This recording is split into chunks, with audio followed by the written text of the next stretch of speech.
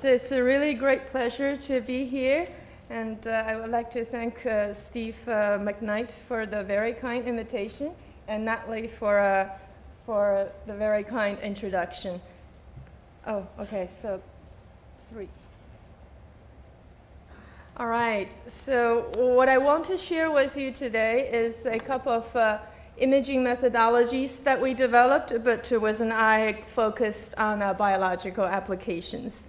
So in my lab, we really are aspired to understand how molecules inside the cell interact with each other and together collectively give the cell its life.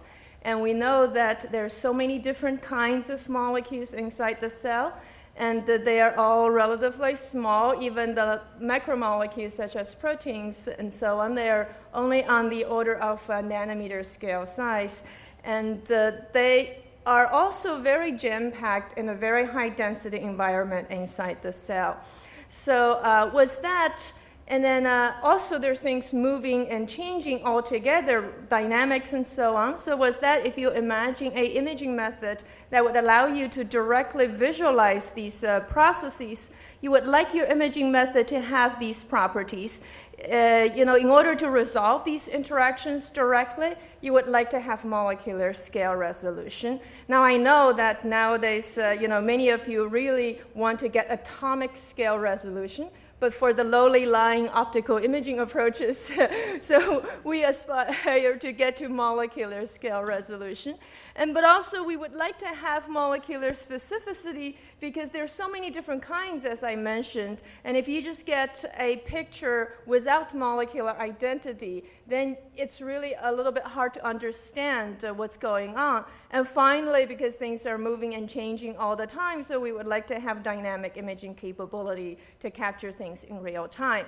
So with that in mind, then if you look back, the imaging approaches that has advantages like these, then you think fluorescence microscopy is a pretty good one already. First of all, there are so many different color probes that can be so specifically linked to the target of interest, so you do have the molecular specificity exquisitely sort of existing there by fluorescence microscopy. And second, light microscopy is known to be compatible with live cell imaging and is known to have relatively high time resolution to allow you to get the kinetics and the dynamics. So traditionally, the downside of light microscopy is on the resolution front. It doesn't really have the molecular scale resolution. And that's primarily because there's a now well-known diffraction limited resolution, which in the simple word speaking is just if you try to focus light down to the smallest point, this point is still several hundred nanometers wide instead of a few nanometers wide. So if you use that point to scan your sample, then the resolution you get is a few hundred nanometers, and that is really about 2 orders of magnitude greater than the kind of molecular scale resolution that we would want to have. Now, nowadays, we know that there are different kinds of approaches that can actually break this more than 100-year-old diffraction barrier to actually get to below several hundred nanometer resolution. And optically speaking, there are even non-optical approaches to do that, but optically speaking, there are 2 major categories of approaches, and one is using pattern illumination and try to effectively shrink down this spot size, which we also call point spread function. Now, examples like that are this pioneering stimulated emission depletion microscopy and its related resolved microscopy developed by Stefan Hell and coworkers, and also structure illumination microscopy, especially in its saturated nonlinear form, also break the diffraction barrier, and that's developed by Mats Gustafsson, Dave Eggar, John Sadat in US, and Rainer Heinzmann and coworkers in Europe. Now, the one that I will focus on today that we're involved with is a single molecule-based super resolution approach that breaks the diffraction barrier. And in the single molecule field, we actually know for a long while now that the image of a single molecule although still diffraction limited, means the width is a few hundred nanometer wide, we can pinpoint the center position of this image very precisely. And that precision is roughly the width of the image divided by the square root of the number of photons we receive. So if you receive 10,000 photons, you take a square root, that's 100. And if you divide, say, 200 nanometer width of the image by 100 nanometer, that's a very small number. That's only 2 nanometers. So in principle, you can get these molecular positions down to nanometer scale, actually, a few 1 or 2 nanometer scale. And that itself is already a pretty powerful approach that has been used for looking at a number of biological problems for tracking things inside the cell with high precision, such as kinesin molecules, myosin molecules walking on microtubules and actins respectively. However, that itself doesn't really break the diffraction limit because it does require you have these well-isolated single molecule images.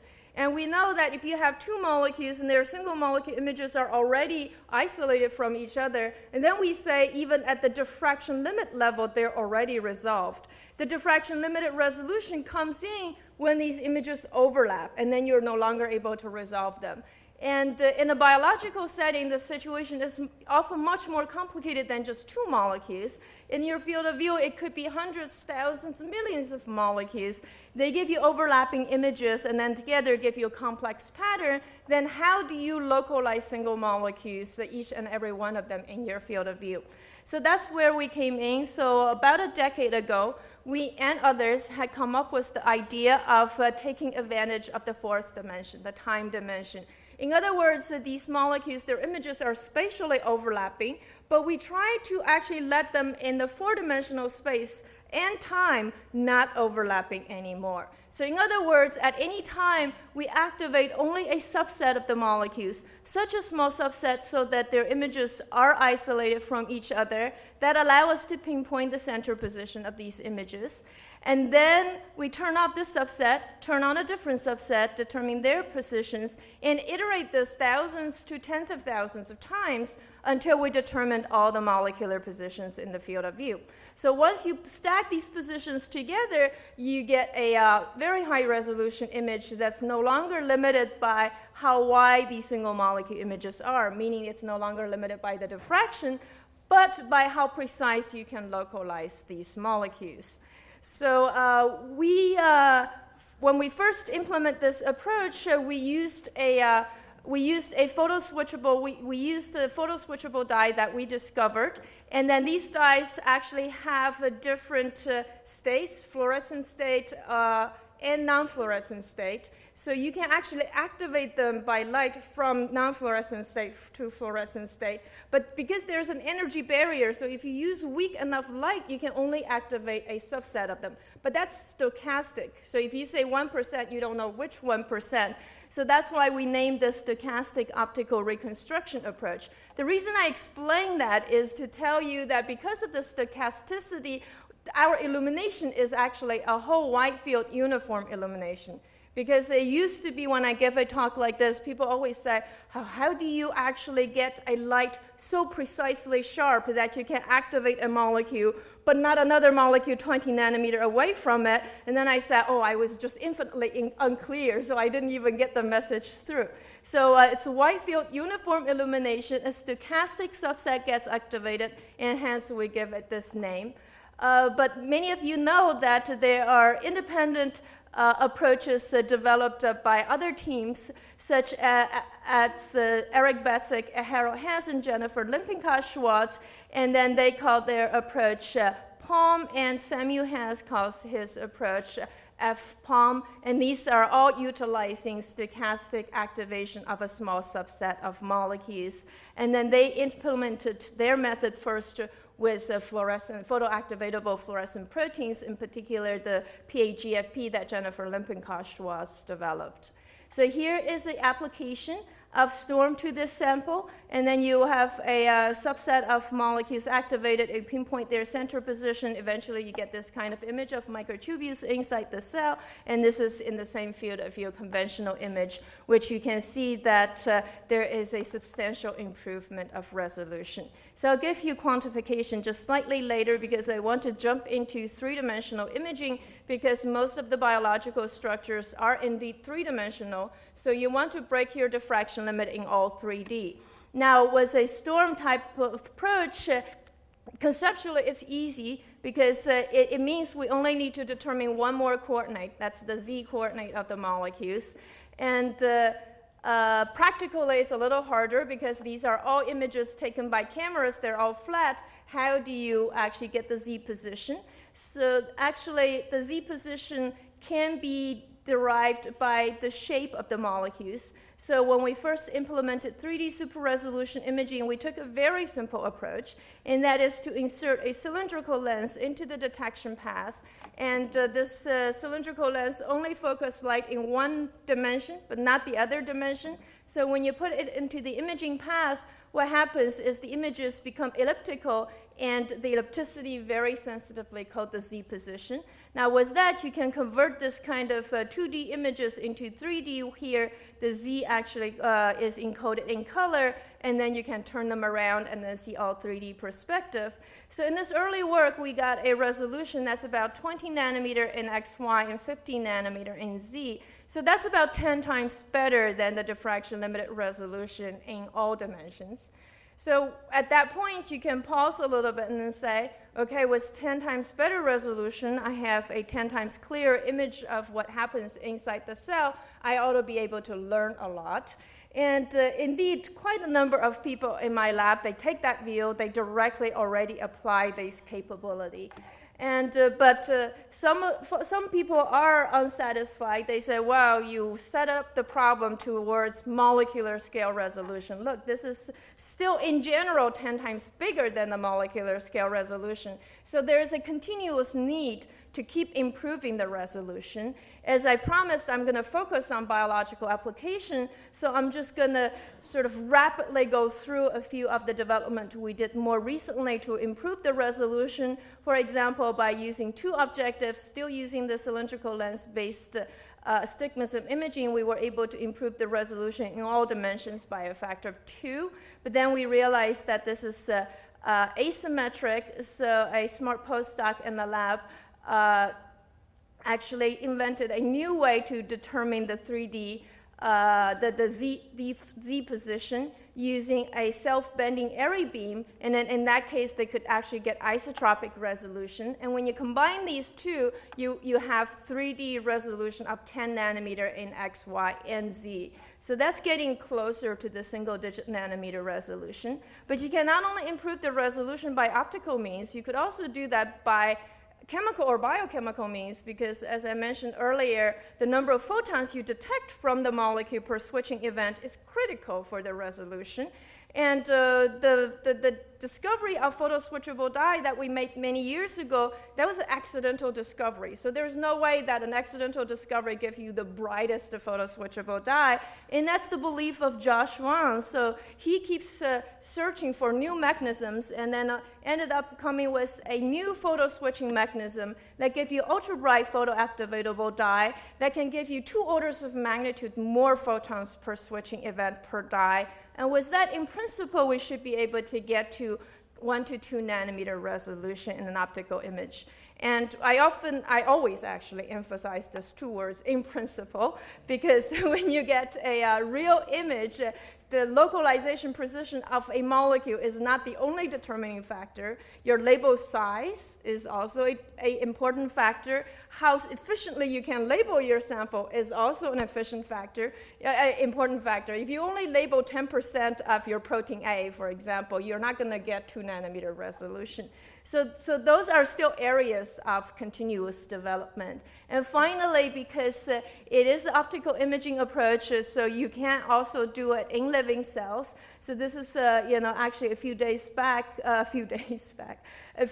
back work that we were able to do live cell 3D super resolution imaging, actually in multiple colors. And the spatial resolution is about 20 nanometer, and the time resolution is about 1 second. But there's a trade-off between the two, and you can actually get higher spatial resolution with lower time resolution, or the other way around too. And also, I should emphasize, it also depends on the biological structure. Simpler structures can do even 20 nanometer at a faster time resolution, but vice versa is also true. More complicated structure could still take minutes time scale. So with that, let me get into the applications. As a fluorescence-based method, which we know that how widely fluorescent microscopy has been used over many years for a lot of biological systems. So we also envision that this fluorescence-based approach can be widely applied. And here I just show you a subset of our applications from relatively simple organisms such as single-cell organisms. And this is a ribosome distribution in bacteria that we did in collaboration with Sunny Shi's lab. And this is a calcium channel in the sperm tail, which intriguingly form these linear domains along the sperm tail, 4 of them. And the Casper ion channel that is in collaboration with Dave Clapham's lab.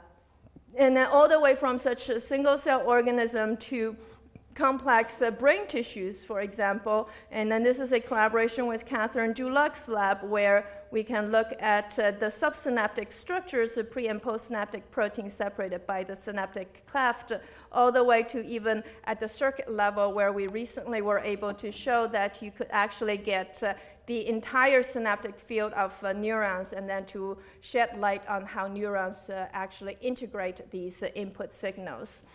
And in this work, I will actually focus on just 2 such applications, but I want to give a heads up to this very interesting application that we performed with Steve Benkvist's lab, where we look at the interaction between mitochondria and pyrinosome, and he's going to give a talk at 9:45. He told me next door, so if you're interested, please go to that talk.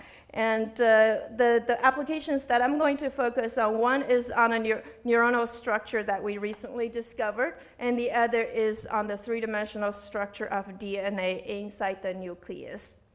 So I picked this first application because it actually shows you these days that we can not only use super resolution to get prettier, sharper pictures, we can actually discover new structures that we didn't know existed before. So this is a skeleton structure inside the neurons, and one of the components is actin. So I start with actin by saying that, as we know that actin perform, for this audience, I won't need to mention its general functions, but for neuron, it's very important, for example, for the polarization of neurons, for the differentiation of axons versus dendrite, for the growth and stabilization of axons, and plasticity of synapses, and so on. So it would be great if we actually know what the ultrastructure of actin look like. So with that, we set out to image actin inside the neurons, and then got our surprises. And then here is what actin looked like in dendrite. And you can see that it formed a typical kind of actin structure. Long filament crisscross into a network, which is exactly how you imagine a cortical actin network should look like underneath the membrane. And they're a little bit more elongated in the axonal dendrite shaft long axis direction, because it's a tubular structure. So I'd like to tell my students that as pretty as it is just all expected. But what's surprising to us and to everybody else is what the actin structure looked like in the axonal shaft. And you can see how distinct they are from the dendritic shaft. Other than these long filament that still exist, the most prominent feature that we now see is actually these stripes that run perpendicular rather than parallel to the long axis of the axons. And, that they are very evenly spaced. Now, it really surprised many people, and they say, for a, axon, which people have applied high-resolution imaging to for, several decades, half a century, if not longer, how is the structure missed? And optically, it's easy to explain how it's missed, because if you turn on the diffraction limited optics, that's basically what you see. The entire structure gets smeared. And how it's missed by electron microscopy takes a little longer explanation because of the time limit. I won't explain that, but our 2014 eLife paper actually explains why it's missed in electron microscopy. So basically, you look at this, and then what are these stripes? Because this is actually a 3D image. Don't get confused. These colors are not different color probes. They're actually Z. So we can turn any one of the stripe around, and then you can see that these are little cute rings. And so these are actually ring-like structure that wrap around the circumference of axon underneath the axonal membrane. And they're evenly spaced. You can even computationally straighten out this axon and then get the distribution of these localizations and perform a Fourier transform, and you can see this very nice peaky structure. Not only the first one, but also the harmonic overtones. And that gives you a periodicity of about 180 to 190 nanometer. Now, this number actually reminded us of another molecule, which gave us some better idea of what's actually making up this structure. Because when you look at that, you can say, oh, they're so evenly spaced. That immediately make you think there might be a molecular spacer that is actually spacing these acting rings. Now, this molecular spacer needs to satisfy two requirements. The first one is their length should be around this number, and the second one is they need to interact with acting. And that molecular spacer that we could think of is spectrum.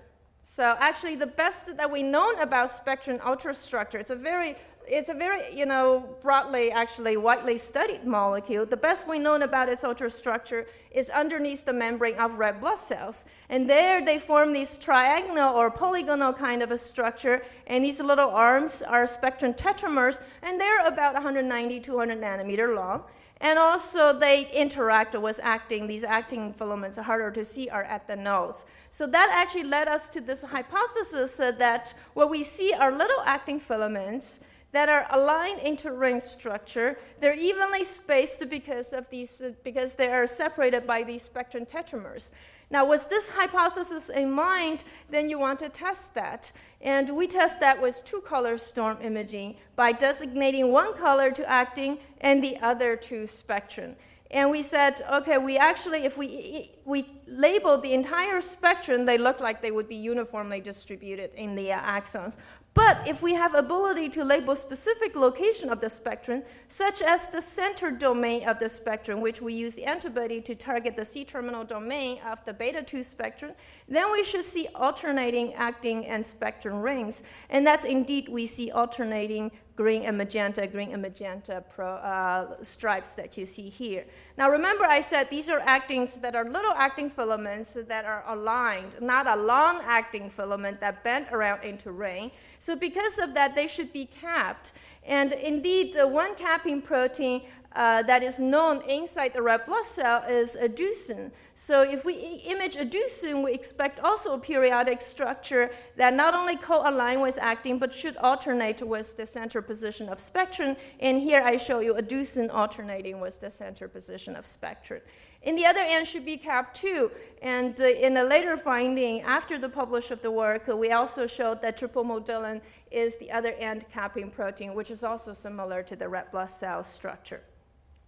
So this is a very widely prevalent structure, and this is a whole field of view of storm. Other than the center process, which is a dendrite, every single one of these axons are periodic. And I say they are widely prevalent not only because for one type of cell they're in every axons, but also in many different neuronal types. And now we say they're all existing there. In many different animal species, we see them all existing in those. And also, you could recognize that these are culture neurons. So many of the neurobiologists would wonder, do they really exist in the brain tissue, or are they just a culturing artifact? And here I show you the brain tissue slices where you can see similar periodic structures. Now, these are all fixed cell images, and then you wonder, can you really prove they also image in live neurons? And this is a snapshot of live neurons that we actually labeled was a photoactivatable fluorescent protein, MAPO3, that we recently developed that can give you very high resolution storm data that when we linked it to beta spectrum, and you can also see this periodic structure. So finally, before I end this part, let me just briefly touch upon why there is such an axon-dendrite difference. And quantitatively, actually, it's a little ironic. I say quantitatively, there's no number in this slide. So basically, what we found is the periodic structure actually spans throughout the entire axonal shaft, just sparing the tip region, and in all axons, but only exists in a small fraction of dendrite as isolated patches that often does not span along the entire dendrites. And that's also corroborated by a recent work from Stefan Hell's lab. So why is there such a dramatic difference between axons and dendrites? And what we found is the local high concentration of beta-2 spectrum in axon is a key determinant of this preferential formation of this structure. Indeed, if we overexpress beta-2 spectrum in neurons so that dendrite also gets a lot of beta-2 spectrum, and now we can begin to see, we actually see this periodic structure forming every dendrite too. And also in collaboration with Van Bennett lab, we found that ankyrin B is actually a very important regulator for this polarized distribution of beta-2 spectrum in axons versus dendrite. So if we knock out beta ankyrin B, which we find is an even distribution of beta-2 spectrum in both axons and dendrites, and now you can see this beautiful long-range acting spectrum periodic structure spanning throughout the entire dendrites of all dendrites. So this actually explains the axon-dendrite difference to some extent. Of course, not completely, because we also want to understand why ankyrin B can set up this polarized distribution. So just to close this part, I want to mention a little bit about what such a periodic structure in axon might do. And first, when you look at this structure, and like in the membrane of the red blood cell, it actually is directly underneath the membrane, and it can anchor membrane proteins, functional membrane proteins. And indeed, we found that ion channels, such as sodium channels, are organized by this underneath membrane skeleton structure into a periodic distribution, which could influence how action potential is generated and propagated. And indeed, later on, Stefan Hell's lab actually found that this periodic structure also exists in nodes of ROMVA. So also because spectrum is a flexible molecule, and a flexible molecule linking relatively rigid rings can remind you of this kind of a vacuum hose type of structure.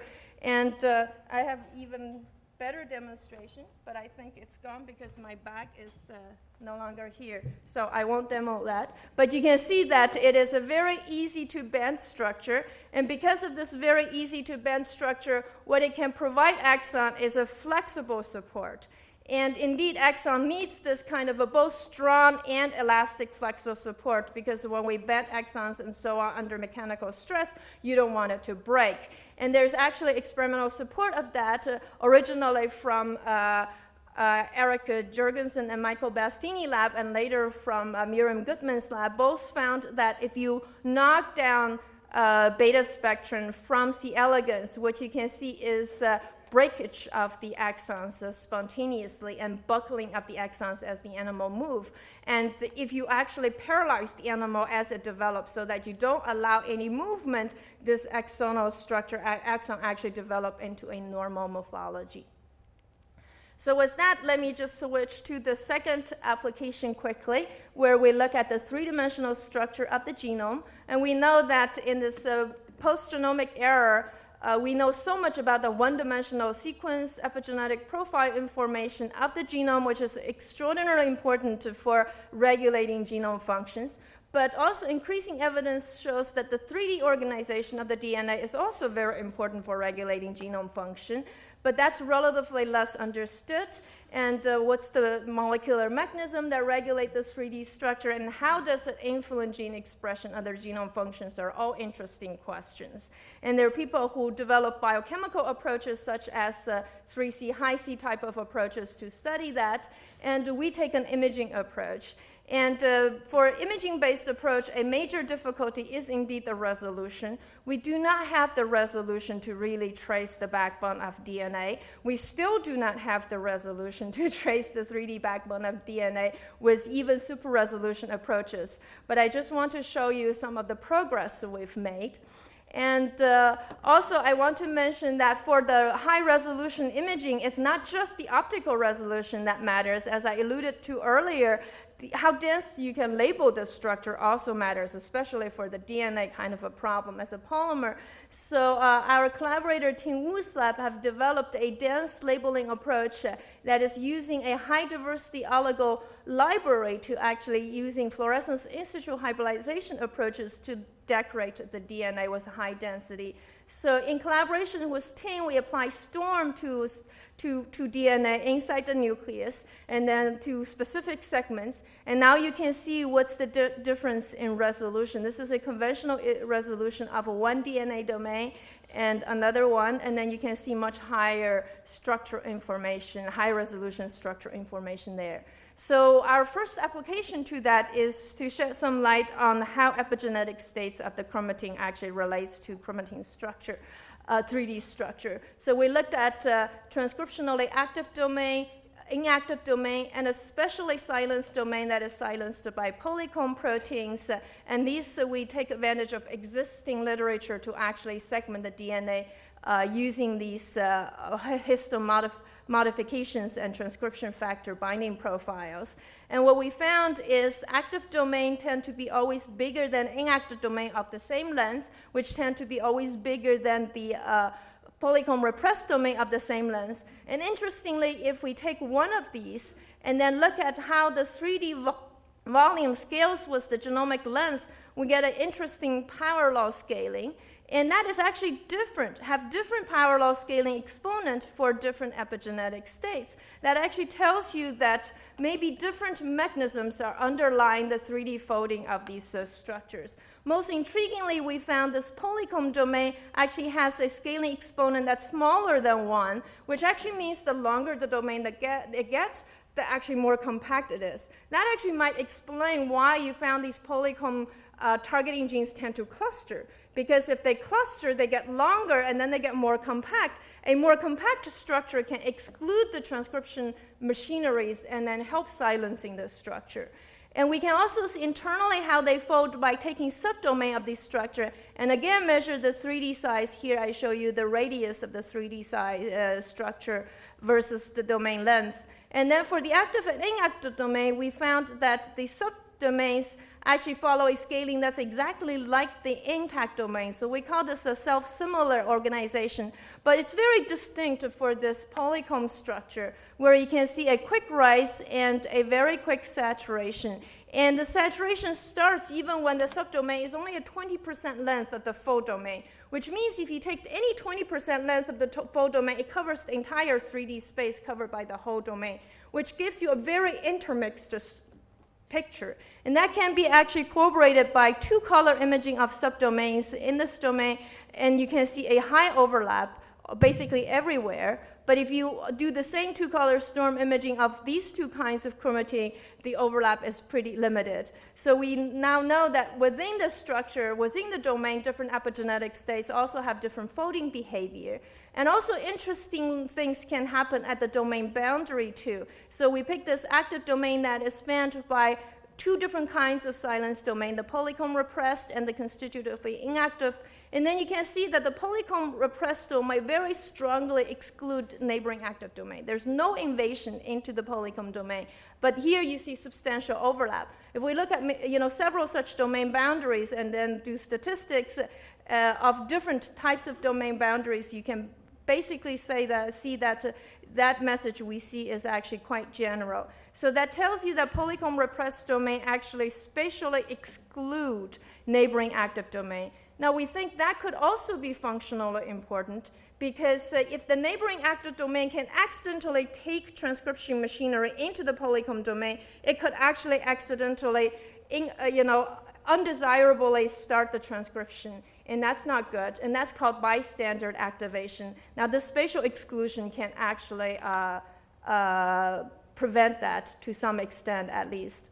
So I went through this part relatively quickly. So instead of summarizing all this, I want to just ask the last thing is this polycomb repressed domain seems to have such a unique structure, so unique that even when you compare with another type of silence domain, the structure looked very different. What could be accountable for that? And we think that this known knowledge that polycomb group protein tend to self-interact is actually possible to cause this unique structure. And in collaboration with Leonid Murney's lab to do simulation, we found that's indeed true. And we also have experimental evidence that when we knock down the polycomb group protein that tend to interact, such as polyhomeotic, we can actually get rid of all these unique properties: compactness, intermixing, and spatial isolation from the neighboring domains. And here I just show you one of them. You can see that the scaling after knockdown look more like an active domain and no longer look like the original polycomb domain.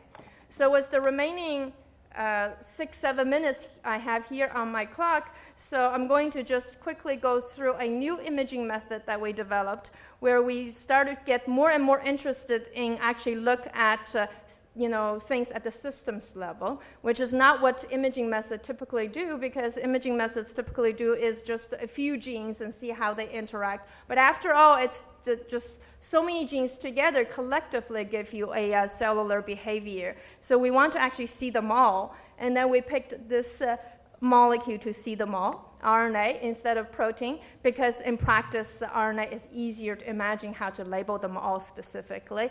But also in biology, how many RNA molecules inside the cell is a good indication of gene expression level. And also the fact that we have similar or almost nearly identical genome in all different cell types in our body, but they have very different types and behavior and function is primarily because different genes are expressed to different level. So if you have a method that can actually give you this gene expression profile of individual cells, that could actually start to shed light on a lot of interesting problems of why cells have different behavior. And indeed, there's a recent explosion of single-cell genomics, single-cell RNA-seq, that has given us a lot of interesting information already. So why do we want to take an imaging approach to do that? And that's because two reasons. First of all, inside the cell, RNAs are not uniformly distributed, and the non-uniform distribution is actually important, and local translation is actually important for local structure establishment and maintenance. And also, inside the tissue, you have a very interesting organization of different cell types. If you could profile them in situ, determine their type, you could actually see how the tissue is organized and which cell type is interacting with which cell type if we do not require dissociation of these cells. So we take an approach of fluorescence in situ hybridization to image these. And we use the single molecule FISH approach that was pioneered by Rob Singer's lab, that basically you have a complementary oligo labeled with dye, and then you use that to recognize the specific sequences on the RNA. And that was pioneered by, as I said, Singer, and then later on perfected by a lot of labs, Singer lab, Arjun Raj lab, and so on, to get to very, very, very high accuracy, meaning like only 5% error-ish and so on. And you can also do multicolor imaging. You can even do combinatorial multicolor imaging to get a few tens of messages, different kinds of messages simultaneously. However, at the transcriptome level, we have thousands, if not tens of thousands of different kinds of RNAs. How do you image them all simultaneously? So we came up with this idea of using combinatorial labeling and sequential imaging to address a huge number of RNAs. So let me just walk that through. What we first do is for different RNAs, we give it a different binary code, 10, 10, 10, and so on. And then in the first round of imaging, we label and image only those RNA messages that their first digit reads 1 but not 0. And then we turn these off. In the second round, we image and label and image only those RNAs their second digit reads 1 but not 0, and we turn them off. And then we iterate this for n rounds, and this is, I'm sorry for the dimness, but these are the real examples. And then eventually, after many rounds, you get this kind of image. So it's lots of dots inside the cell, and each one of those dots we color-coded based on their measure binary sequence. And they would be 1 if that round of imaging they turn on. They would be 0 if that round of imaging they didn't turn on. So eventually, after n rounds of imaging, if I ask you how many different RNA species I can distinguish, that's actually a simple simple mathematical calculation. That's 2 to the nth, which is very nice because if you'd only pick 16 rounds, you would be able to already distinguish 65,000 RNAs, and that's about the human transcriptome size, including both coding and non-coding RNAs. Except that this picture is a little too good to be true, and that's because of the error propagation problem.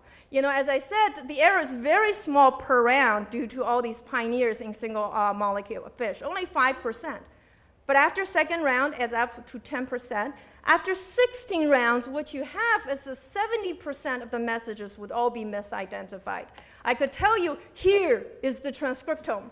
And then you get excited. And I said, but most of them are wrong. And you say, well, what are you doing, right? So luckily, this is actually a solved problem in just an entirely different field. And this different field is called digital communication. And there you receive text messages, emails, and so on. They're all transmitted in binary codes, and they're not often garbled. They're almost never garbled, and that's because they use error-robust coding. So I'll just explain one error-robust encoding, which is this Hamming code, famous Hamming code. If I choose the Hamming distance to be 4, that means I only choose a subset of the binary code to be valid to encode RNA. And between each pairs of valid code, there's at least 4 bits that flipped, 4 errors. So in other words, you have to simultaneously make 4 errors, not just 1 error, to misread an RNA. So that probability becomes much smaller. And indeed, you can see that the misidentification rate goes from 70% to less than 10% using this. And not only that, if you make just 1 error, you can actually correct that to the original message because it is only uniquely close to this message and at least 3 errors away from all the other message. Because of the correction, the detection efficiency also got much higher. And we further noticed the asymmetric error between 1 and 0 and 0 to 1 specific to fish. So we actually made a modified Hamming distance for code that has only a constant and small number of 1 that we can further reduce the error and increase the detection efficiency to about 80%. So because of this, we call it a multiplexed error-robust fish, and then stands for MERFISH. So here's just a validation. So we can image, in this case, 16-bit modified Hamming distance for code with 4 1-bit, a mouthful. That gives you about 140 gene capability. So you can see there's no free lunch. We cannot get 65,000 anymore, but we can get 140 in this experiment. And in this validation, when we compare 14 of the 140 genes with single molecule fish, you get spot-on agreement. But if you don't plot it on log-log plot, you see little deviation. That slope gives you 80% detection efficiency. And the misidentification rate is indeed less than 10%, less than 5%. And if you compare with bulk RNA sequencing, you get very high correlation too.